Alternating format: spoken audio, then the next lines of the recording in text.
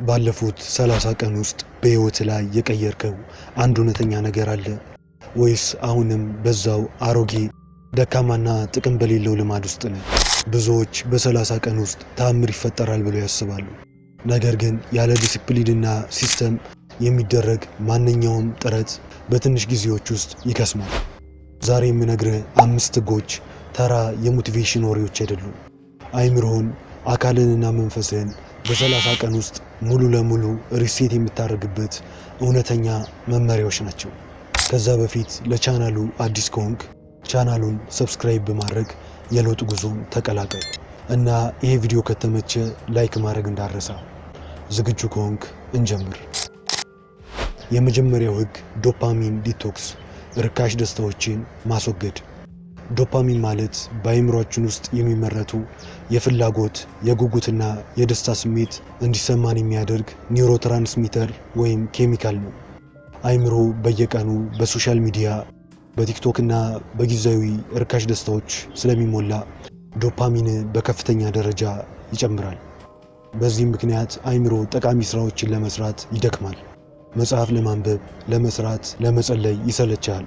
ምክንያቱም እነዚህ ነገሮች ወዲያውኑ ርካሽ የሆኑ ደስታዎችን ወይም ቺፕ ዶፓሚኖችን አይሰጡም። ስለዚህ ለሚቀጥሉት 30 ቀናት ውስጥ የምትተገብረው ህግ ይሄ ነው። የሶሻል ሚዲያ ስክሪን ታይምህን በቀን ከ30 እስከ 40 ደቂቃ ከዛ በታች አድርገው። ከሁሉ በላይ ደግሞ ማታ ከመተኛት ከ1 ሰዓት በፊትና ጠዋት ከእንቅልፍ ከተነሳ በኋላ የመጀመሪያዎቹን 1 ሰዓታት ስልክህን በፍጹም እንዳነካ። ከ7 ቀን በኋላ አይምሮ ትኩረት የማድረግ አቅሙ ሲመለስ ታስተውላለህ። ሁለተኛው ህግ ቢልዲንግ ቦዲ ኤንድ ዲሲፕሊን፣ የአካልና የዲሲፕሊን ግንባታ። አካሉን ያልገራ ወንድ አይምሮውን ሊገራ አይችልም። በሳምንት 4፣ 5 ወይም ቀን ብቻ እንዳለበት ደረጃ ወደ ጂም ሂድ ወይም በቤት ውስጥ ለ45 ደቂቃ ላብ የሚያወጣ ከባድ እንቅስቃሴዎችን አድርግ። ዌይት ሊፍት፣ ፑሽ አፕ፣ ካለስትኒክስ፣ ሩጫ ሊሆን ይችላል። ብቻ መስልህን ቢውልድ የምታደርግባቸውን ወርክአውቶች ስራ። ምንም ያህል ቢደክምህም፣ ዝናብ ቢኖርም ባይኖርም ይህንን ህግ እንዳሰብር።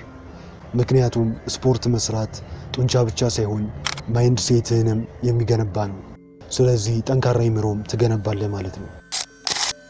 ሶስተኛው ህግ ስፒሪቹዋል ግሮዝ ኤንድ ሳይለንስ ታይም፣ መንፈሳዊ እድገትና የጸጥታ ጊዜ።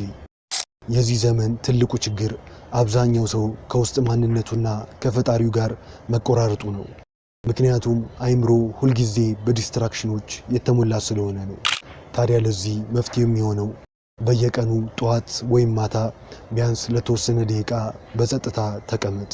ከስልክ፣ ከሰዎች፣ ከማንኛውም ዲስትራክሽን ርቀ አስብ፣ አሰላስል እና በፈጣሪ ፊት ተንበርክከ ጉልበትን ለእሱ አስገዛ።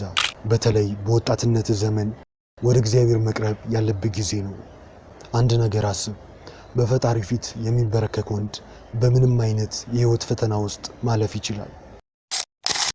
አራተኛው ህግ ስኪል ኤንድ ኖሌጅ ዴቨሎፕመንት፣ እውቀትና ክህሎትን ማዳበር። በየቀኑ ምንም አዲስ ነገር የማያነባ አይምሮ በየቀኑ እየበሰበሰ ይሄዳል። በቀን ቢያንስ 10 ገጽ ጠቃሚ ነገር ብታነብ በ30 ቀን ውስጥ አንድ መጽሐፍ ጨረስክ ማለት ነው። እና ለወደፊት ህይወት የሚጠቅም አንድ ዲጂታል ስኪል በየቀኑ ቢያንስ ለ1-2 ሰዓት ብትማር ከ30 ቀን በኋላ ከአብዛኛው ማህበረሰብ የተሻለ እውቀትና አስተሳሰብ ይኖራል።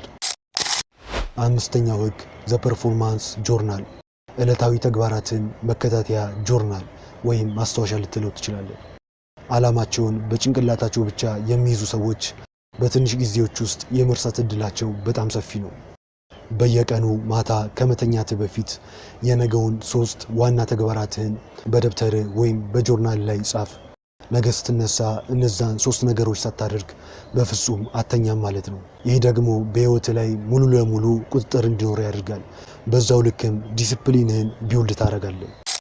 እነዚህ የነገርኩ 5 ህጎች መተግበር ስትጀምር ከበፊት ጓደኞች ወይም ከአካባቢ ሰዎች ጋር ላትጣጣም ትችላለህ እና ብቸኝነትን አትፍራ። ከዚህ በፊት ለብቻዬ መሆን ኃይል ብዬ የሰራው ቪዲዮ አለ፣ መጨረሻ ላይ ያስቀምጥልሃለሁ፣ እሱም ማየት ትችላለህ። የመጀመሪያዎቹ 10 ቀናት ሊከብዱ ይችላሉ። አይምሮ ወደ ቀደመው ኮምፎርት ዞን እና ደካማነት ሊመልስ ይችላል። እንድትመለስም ሊፈትን ይችላል። ነገር ግን መታገል አለብህ። ያለ ህመምና ያለ መስዋዕትነት የሚመጣ ምንም አይነት እውነተኛ ለውጥ የለም። ዛሬ ነው የምትወስነው። ይህንን ቪዲዮ ዘግተህ ወደ ቀደመው አሮጌ ህይወት ትመለሳለህ ወይስ አሁኑኑ ተነስተህ መታገል ትጀምራለህ? ከዛሬ ጀምሮ የ30 ቀኑን ራስን የመቀየር ጉዞ ለመጀመር ዝግጁ ከሆንክ ኮሜንት ላይ ዴይ ዋን ብለህ ጻፍልኝ እና ጉዞውን ጀምር። ይህንን ነገር የነገርኩ የ30 ቀን ቻሌንጅ ብቻ ብለህ እንድትይዘው አይደለም። ምክንያቱም ይሄ ከ30 ቀን በኋላ የምትሆን ነገር አይደለም እና እኔ በቻሌንጅ አላምንም። ይህንን የነገርኩ ልክ እንደ ቻሌንጅ ለተወሰነ ጊዜ ብቻ አድርገህ እንድትተወው አይደለም። ይህንን የ30 ቀን የለውጥ ጉዞ ካጠናቀቅክ በኋላ ይበልጥ አድቫንስድ አድርገው በዛው የለውጥ ጉዞን የሚቀጥለው ነው። ምናልባት ከነዚህ 5 ህጎች ውስጥ ለእናንተ ከበድ የሚላችሁ የትኛው ነው? ኮሜንት ላይ ጻፉልኝ።